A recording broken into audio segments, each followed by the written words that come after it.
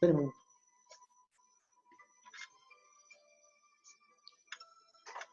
Bueno, muy buenas tardes. Está con nosotros el doctor Henry Guerra, docente de la Facultad de Medicina y también de la Facultad de Jurisprudencia de la Universidad Central del Ecuador, pues con amplia trayectoria acá en lo que es el mundo de las neurociencias, la salud mental, médico-psiquiatra. Bueno, bienvenido, doctor, esta tarde acá a este espacio. Es todo suyo. Coméntenos un poquito de lo que nos va a hablar la tarde de hoy. Y bueno, deseándole muchos éxitos para que igual las personas que nos están observando, pues sea de mucha utilidad. ¿Ah? Y incluso, no sé, voy a alzar de vez en cuando la mano para hacerle unas 2 o 3 preguntas para estar seguros del feedback, la retroalimentación, que si está llegando o no el conocimiento. Doctor, muy buenas tardes. Muchas gracias, doctor Flores. Gracias por la invitación en un momento especial de un tema que ha dado la vuelta al mundo, una pandemia que está arrasando con muchas vidas, y creo que ahora nos vamos a enfocar más al paciente psiquiátrico y su respuesta a esta pandemia, ¿sí? No sé si me hace alguna pregunta o inicio la conferencia. Sigamos, Creo doctor. que... Sí. Perfecto, entonces justamente vamos a comenzar esta conferencia, ¿sí? No me sale la...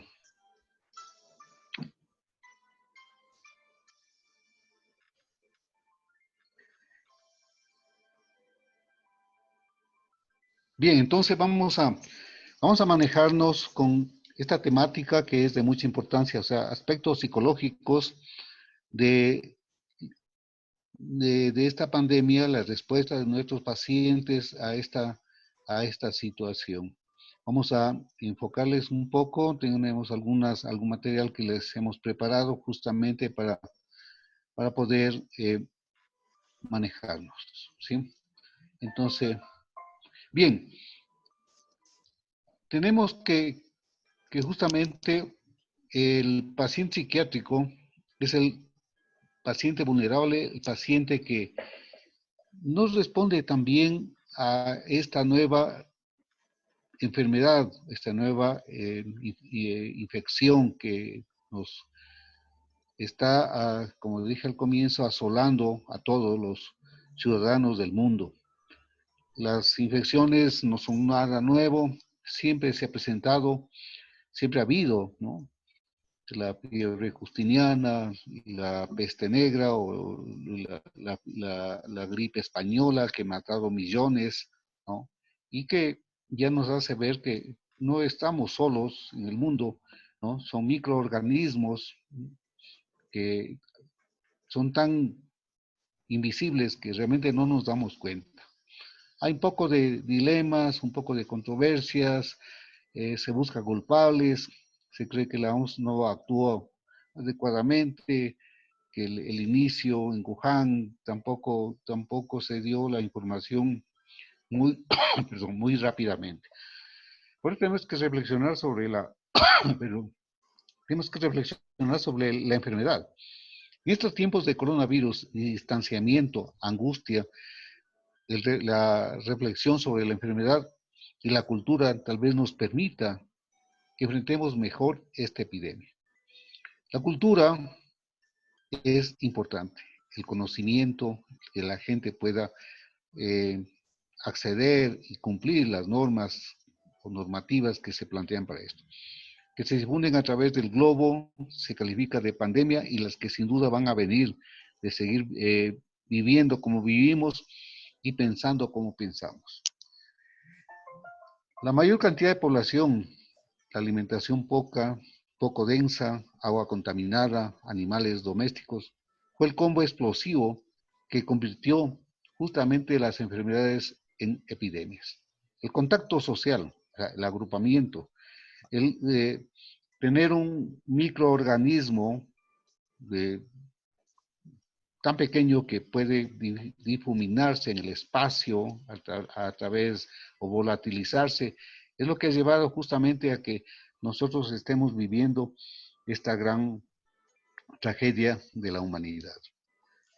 Doctor, Bueno, sí, justamente para hacer un pequeño paréntesis de ahí, el día de hoy o el día de ayer, no estoy muy claro, pero en el comercio, en una sección, el diario El Comercio, ya se habla casi como un secreto a voces de que esto pudo haber sido trabajado dentro de un laboratorio. Incluso Estados Unidos está buscando supuestamente al culpable de esta situación, de haber fabricado este virus dentro de un laboratorio.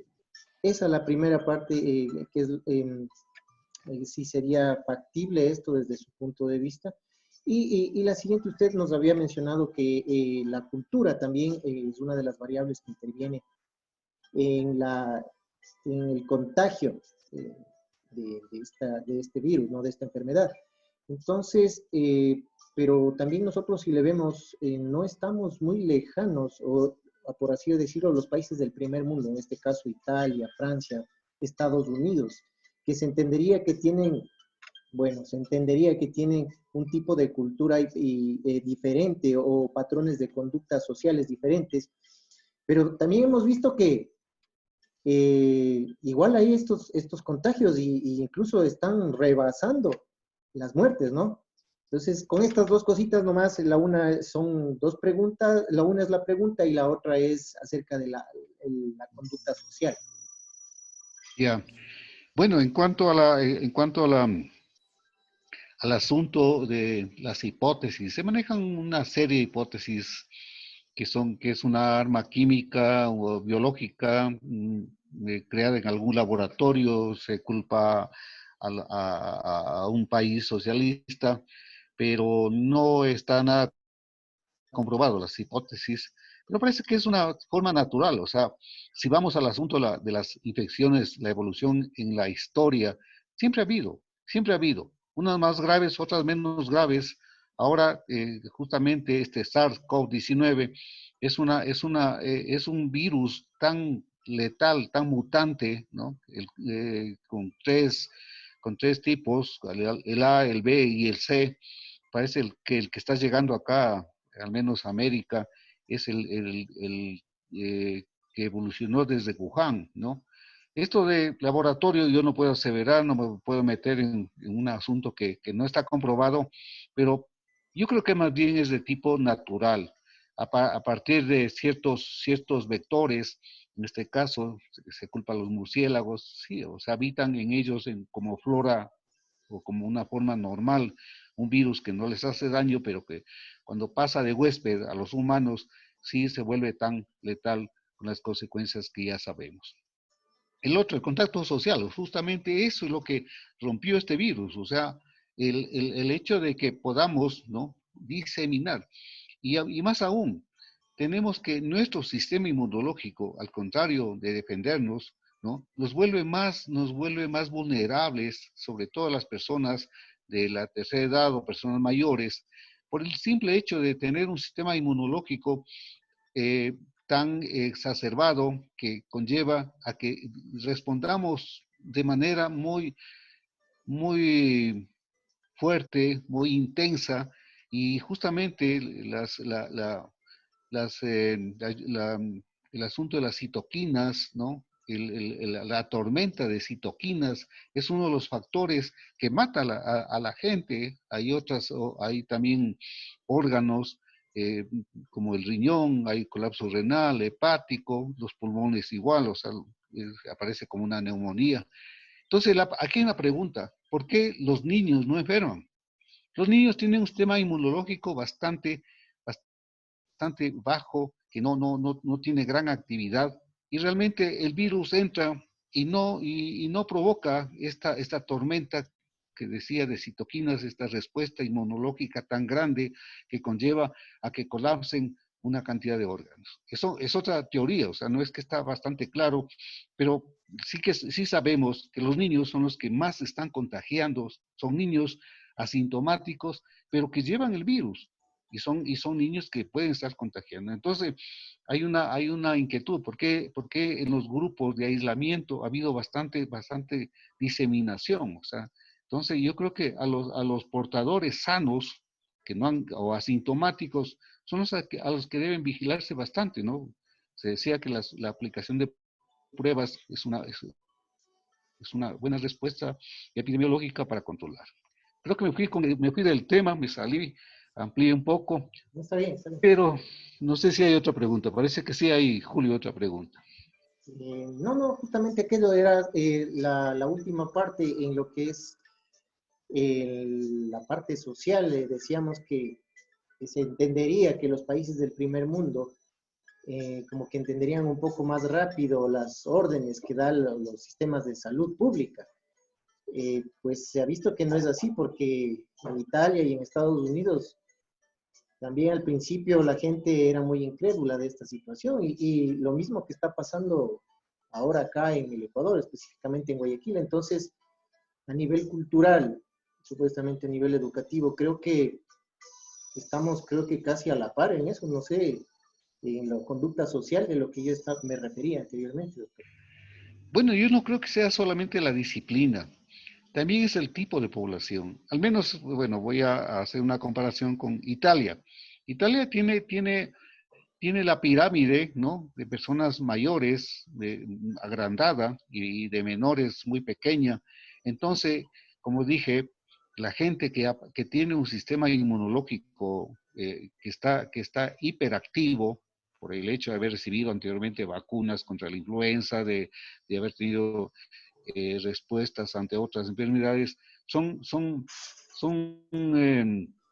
órganos que se activan demasiado. Entonces, en personas ancianas, justamente esto es lo que ocurre. Entonces, ellas son las que más se enferman y por eso es que Italia tiene una población muy vieja. Y es una de las razones, no sé si a España le pasa lo mismo. Acá en el Ecuador podríamos aventurarnos a decir que si hay un poco de indisciplina, o sea, la educación no ha llegado a todos, no todos han colaborado, ¿no? Hay ciudades que sí han dado buenas respuestas de confinamiento, pero hay otras que no, o sea, no quiero yo hacer comentarios en cuanto a por qué pasa esto. Creo que no sé No, si sí, más bien, gracias, solucionaron doctor. las preguntas, sí. No, sí, sí, más bien, si podemos seguir. Muchas gracias. Sí, porque nos salimos del tema, ¿no? El tema Sí, es sí. justamente la parte psiquiátrica. Y aquí hablé, bueno, es un video que lo estamos reconstruyendo nuevamente, habíamos hecho que no salió bien la grabación, por eso lo estamos repitiendo. Hablábamos del estrés postraumático, o sea, la respuesta, ¿no? La respuesta de sobresalto, la respuesta exagerada que la mente provoca o produce ante esto. Es una situación que no se da de inmediato. El estrés postraumático se da luego de un mes. No es como el estrés agudo. El estrés agudo es saber que alguien murió apuñalado delante de nosotros y ese impacto nos lleva a que ese mismo día no podamos dormir, no podamos controlar la ansiedad que nos genera, tengamos trastornos del sueño, sobresaltos, ¿no? Respuestas de inacción, pero acá es al tiempo, o sea, a las 3 semanas, al mes, estamos viendo ya cómo no podemos manejarnos bien en nuestra parte emocional, afectiva, nos volvemos depresivos, nos volvemos muy lábiles, sensibles, ¿no? Y entonces aquí es cuando vienen una cantidad de síntomas, como están anotadas justamente en la diapositiva, hay temores de infectarnos, de llevar adentro, de crear fobias a la infección y a pensar todo el tiempo de que estamos cargando un virus y que podemos morirnos o contaminar. También hay frustración, no poder hacer nada para cambiar esta situación. Aburrimiento, no sabemos cómo manejar nuestro tiempo excesivo. Nos hemos ralentizado, nos hemos lentificado, tenemos que hacer más despacio las cosas porque nos sobra tiempo justamente. Pero tenemos que organizar también, no es que es una vagancia, no es una situación de inercia total, sino al contrario, de tratar de organizar qué vamos a hacer en estos tiempos. Aburrimiento, hay también el asunto de no tener todos los suministros adecuados, tener demasiada información. O sea, los medios sociales, las redes sociales nos llenan de información. No sabemos a quién creer. Cuál es el mago? ¿Cuál es el acertado? ¿O cuál es el que utiliza como un medio de hacerse propaganda? No lo sabemos. Hay pérdidas financieras, estigmas, y esto no es que queda ahí, quedarán efectos, ¿no? A largo tiempo, y lo que justamente llevará a estados depresivos, a intentos de suicidio, a problemas de sueño y a generar otro tipo de patología mental. En el paciente psiquiátrico es un paciente que está, como dije, vulnerable, es un paciente que no tiene bien organizada su vida, que muchas veces no tienen familias o están abandonados, ¿no? Sabemos que hay mucha gente que está viviendo en portales y en ellos el impacto debe ser mucho mayor. Bueno, cuarentena, ¿qué es la cuarentena? Es la separación justamente, la separación y restricción del movimiento de personas que potencialmente han estado expuestos a una enfermedad contagiosa. Esta pandemia es eso, para determinar si se sienten mal, lo que reduce el riesgo de que infecten a otras personas. El aislamiento, en cambio, esta definición difiere, ¿no?, del anterior.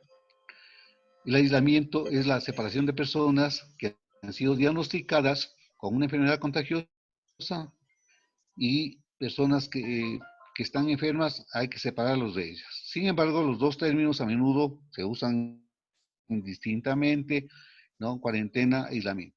Cuarentena tiene su origen histórico, o sea, la cuarentena se usó por primera vez de acuerdo a la historia, en Venecia, Italia, en 1127, con respecto a la lepra. Y se usó ampliamente en respuesta a la peste negra, aunque no fue hasta 300 años después, el Reino Unido comenzó también a imponer cuarentena en respuesta a la peste. ¿Sí? Hay un libro interesante en tiempos de cólera, ¿no? Ah, Donde claro. justamente se habla sobre una peste, ¿no? Y bien redactada por un literato, ¿sí? Bueno, más recientemente la cuarentena se ha utilizado en el brote de la enfermedad de coronavirus. Este brote ha visto a ciudades enteras en China efectivamente puestas en cuarentena masiva, mientras que a miles de extranjeros que regresan a sus hogares desde China se les ha pedido que se autoaíslen en sus hogares o en instalaciones estatales. Es el aislamiento. Es la famosa, bueno, no, aquí no es cuarentena, es aislamiento, ¿no? No sabemos si va a ser 40 días, 50 días, no lo sabemos. Al menos ya estamos, creo Ya que, vamos camino a los sobrepasando, 40, ¿no? ¿sí? Entonces, la cuarentena en COVID-19 más recientemente se ha utilizado en el brote de esta enfermedad. Este brote ha visto a ciudades enteras, como ya había dicho, se ha pedido que se autoaíslen los mismos ciudadanos y que los que están incluso en convalescencia tienen que llegar a sus hogares y pasar aislados también, porque pueden seguir contagiándose. ¿Qué, ¿Qué es la pandemia o cómo lo estamos viendo? Pandemia de COVID-19 en poblaciones con enfermedades mentales. Los desastres afectan desproporcionadamente a las poblaciones pobres y vulnerables. Enfatizo. Los pacientes con enfermedades mentales graves pueden estar entre los más afectados. Esta pandemia presentará un efecto estresante sin precedentes para los pacientes, los sistemas de atención médica, debido a que actualmente no existe una vacuna. La vacuna es la única solución para que de la noche a la mañana rompamos nuestro aislamiento. Si tuviéramos este rato la vacuna y pudiéramos aplicarle a la mayoría de la población, estamos salvados, estamos fuera. Pero no hay la curación, no tenemos una acción. Esto es una vacuna biológica que se va a demorar mucho tiempo, no sé, un año, no sé qué tiempo, hasta que podamos nosotros justamente superar esta pandemia.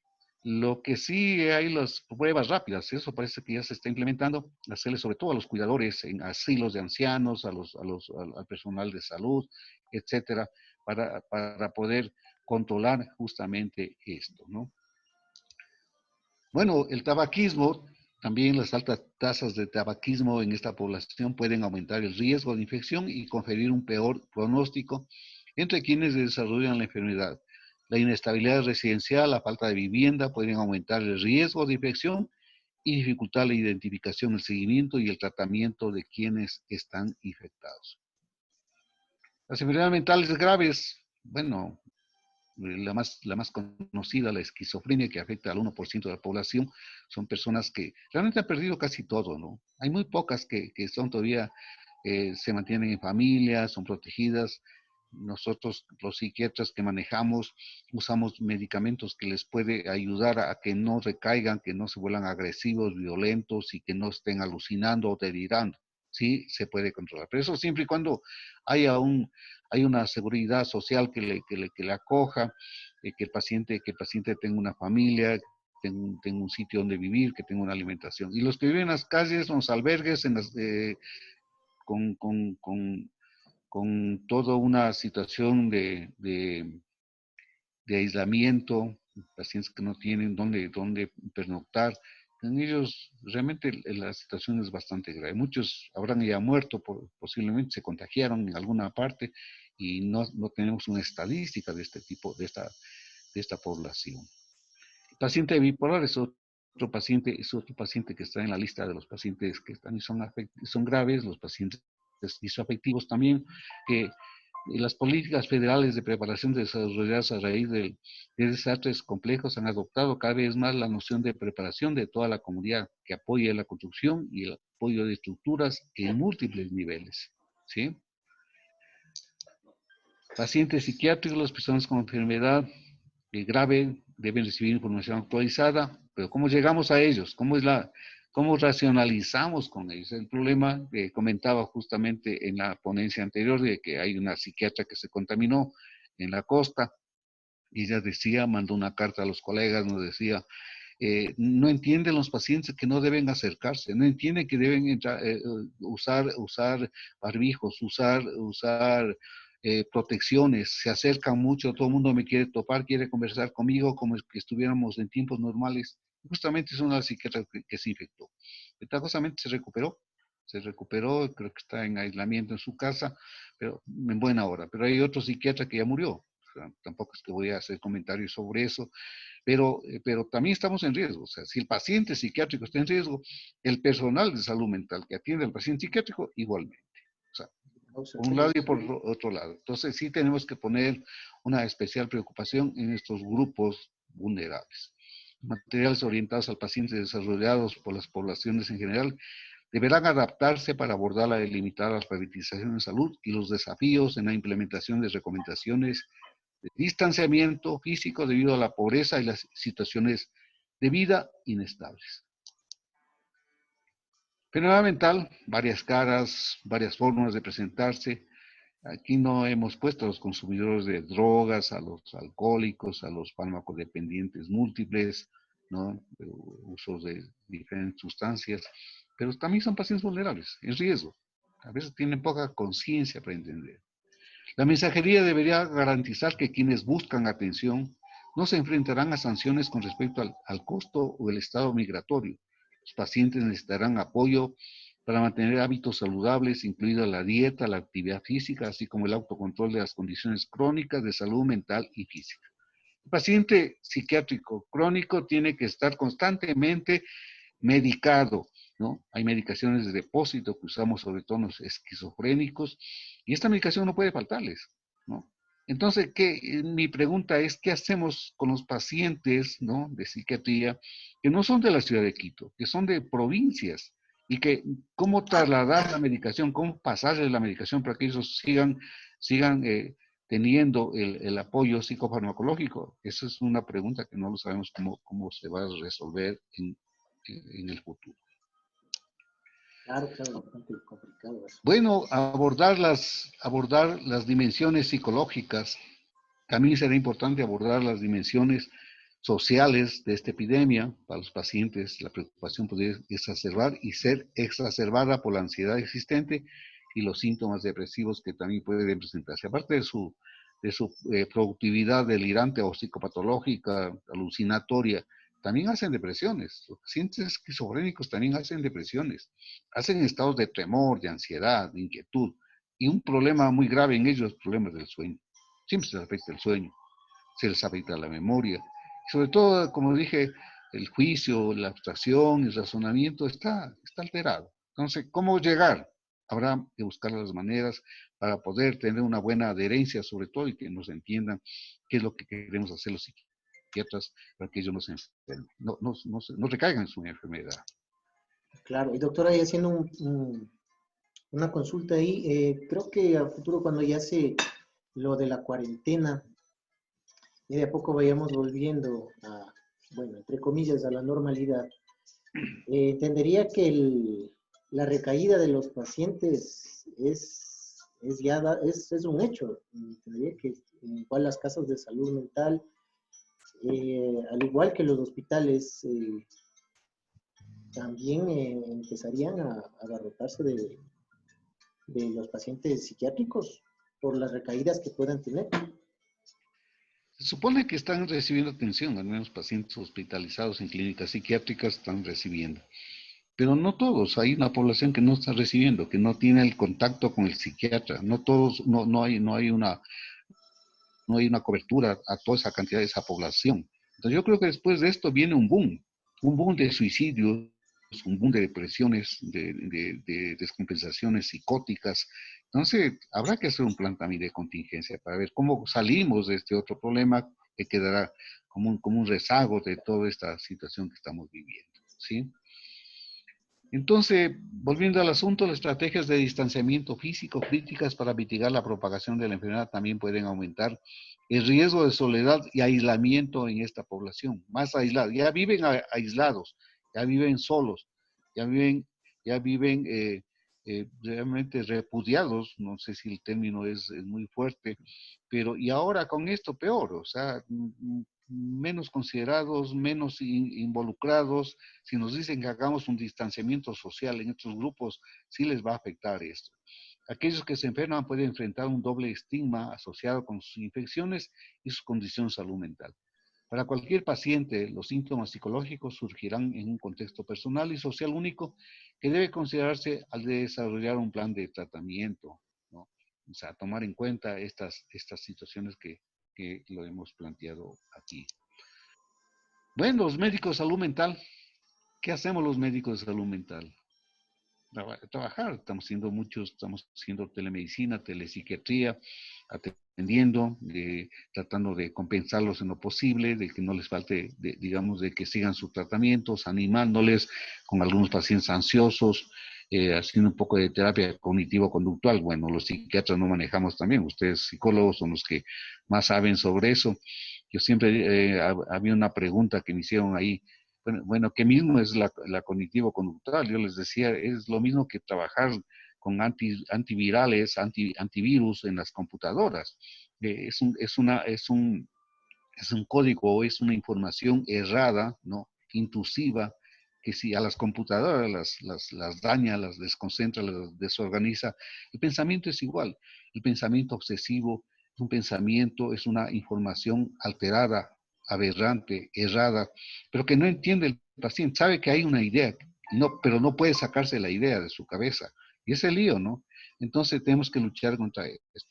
Los médicos de salud mental son a menudo el principal punto de contacto con el sistema de atención médica, eso ya lo sabemos, y como tal representarán a los primeros en responder a la pandemia de COVID-19 para muchas de estas personas. Los médicos de salud mental necesitan capacitación para reconocer los signos y síntomas de enfermedad. O sea, estar actualizados, saber cómo puede ir, cuál es la evolución, qué enfermedades, o sea, detectar, determinar, si bien se ha educado demasiado, ¿no? Como digo, demasiada información, pero a veces eso nos ofusca y no nos da un objetivo o no nos da un conocimiento así nítido para poder actuar.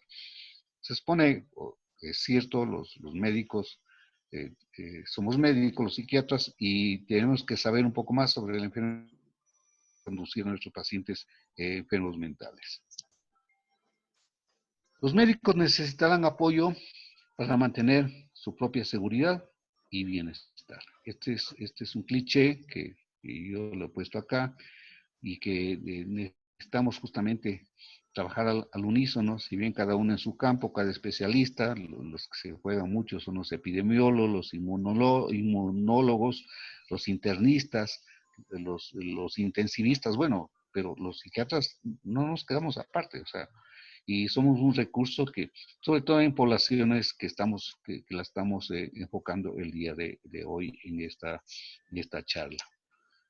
No sé si tenemos Sí, doctor. tiempo, Siga, siga. Vamos aumentamos. bien. Tenemos 5 minutos más para luego ya proceder al cierre. Perfecto. Algo que quisiera hablar es justamente sobre la telesalud, telemedicina, telepsiquiatría, telepsicología. Se ha hecho muy vulgar el término y es justamente aprovechando la tecnología avanzada que tenemos, programas, el Zoom, un poco de medios con los que podemos comunicarnos, ¿no? Entonces, el WhatsApp es un medio increíble para pasar la información tan rápidamente a cualquier grupo o persona, ¿no? Entonces, la telesalud, siempre que sea posible, los servicios deben presentarse a través de telesalud en lugar de persona. O sea, es parte de las medidas estas de contingencia de aislamiento, ¿no? Son necesarias en formatos individuales en lugar de grupales. El cuidado de niños, ancianos debe estar disponible para los médicos de salud mental que trabajan turnos adicionales. El apoyo de los colegas será esencial para mantener el bienestar físico, mental y social, especialmente si la pandemia es de larga duración. Todavía hay incógnitas, no sabemos cuánto va a durar esta situación. O sea, no somos agoreros, no tenemos una idea clara, pero tenemos que prepararnos justamente porque va a quedar, como dije en antes, una cantidad de efectos residuales, ¿no? Luego de esta... Sí, y De doctor, esta ahí hay una consulta. El número de profesionales psiquiátricos a nivel país, a nivel provincia, cubren las necesidades de una población. ¿El número es el adecuado de acuerdo a los estudios de estadísticas que tienen ustedes o todavía nos faltan profesionales en la rama? Bueno, es una parte, siempre ha faltado, ¿no? Al menos en psiquiatría siempre ha faltado.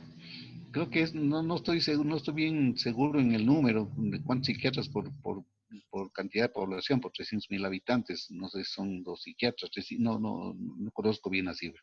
Pero en general no hay la cantidad de profesionales eh, para poder cumplir o poder atender a la población, ¿sí? A pesar de que ha habido posgrados, ha habido profesionales nuevos, jóvenes, bueno, y eso tengo que decir que el sexo femenino ha vencido. Hay más psiquiatras en este caso, al menos en la ciudad de Quito, hay más psiquiatras, más estudiantes de posgrado, mujeres que hombres, ¿no? No sé si les interesó más a las jóvenes y todas bonitas, chéveres, que están justamente poniéndose la bandera, poniéndose la camiseta, ¿no? Para atender.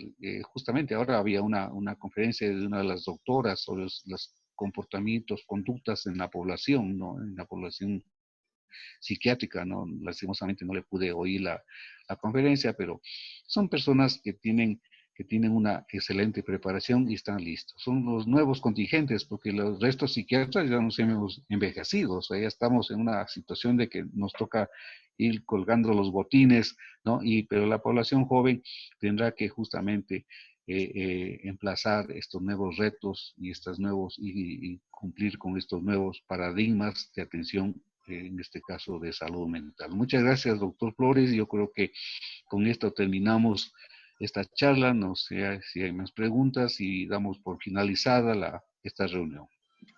No, sí, pero todavía nos quedan un par de minutos más.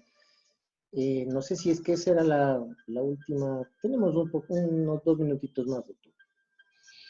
Ya, hay una parte que también lo tengo aquí en la diapositiva, en el asunto de fortalecimiento de los temas de atención salud mental. Fortalecerlos, agrandarlos, ¿no? Incentivarlos.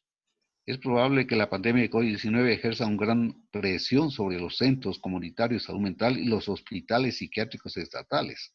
Bueno, aquí estatales no hay tantos, hay más privados, clínicas privadas que atienden a pacientes psiquiátricos. Estas situaciones, estas instalaciones tienen una capacidad limitada para detectar o tratar afecciones médicas y pocas tienen relaciones existentes con agencias de salud pública. O sea, se dedican más a la enfermedad mental, o sea, y se descuidan de la parte biológica de que el paciente puede estar enfermo de otra cosa. Es fundamental que estas organizaciones desarrollen planes de continuidad de operaciones para garantizar que puedan mantener funciones vitales frente a enfermedades del personal o escasez de medicamentos psicotrópicos. Nos faltan los medicamentos, los psicofármacos. Entonces el paciente realmente necesita un paciente psicótico. No es como los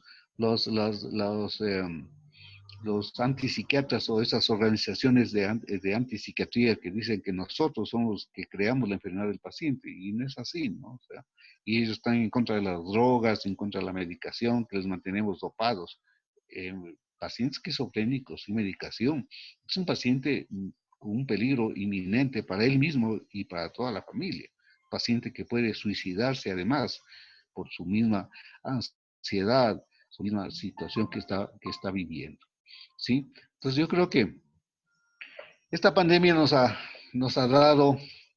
dejado un montón de enseñanzas que ojalá no lo olvidemos, aunque si tenemos otra pandemia no será de la misma manera, será, provocará meningitis, encefalitis, será como la famosa enfermedad de las vacas locas, donde ni siquiera eran virus, eran priones, eran partículas. O sea, son elementos informativos, son ARN mensajeros que dan comunicación. Los priones son peor que los virus, ¿no? Son más graves. Tuvieron que eliminar millones de vacas, de ganado en Inglaterra, en Europa, ¿no? Y, o sea, tenemos que estar alerta porque si superamos esta, pero vendrán otras. Y tenemos que estar justamente preparando en sanidad y preparándonos en educación para poder justamente superar estas enfermedades. ¿Sí? Bueno, el objetivo final es aumentar la conciencia, facilitar el tratamiento de las personas con enfermedades mentales graves durante esta pandemia. En cada hospital y en cada entorno ambulatorio tenemos que preocuparnos especialmente por este tipo de personas que tienen un riesgo alto de morir por esta pandemia COVID-19. Muchas gracias, doctor Flores. Muchas gracias, doctor. Bueno, pues también agradeciendo e invitándole nuevamente a estos talleres, a estas videoconferencias en lo que toda la población pueda ser beneficiaria de los conocimientos, y es importante el aporte en ese sentido a toda la sociedad, y invitándole para poder desarrollar nuevos temas, por ejemplo, en los factores protectores, en un tiempo en donde no se pueda trabajar o como usted hablaba, las personas que están lejos. Entonces, es importante también tratar algunos temas. Gracias, doctor. Que tenga una excelente tarde, pues, y estamos en contacto. Muchas gracias. Hasta luego. Gracias. Bueno, hasta luego. Buenas tardes.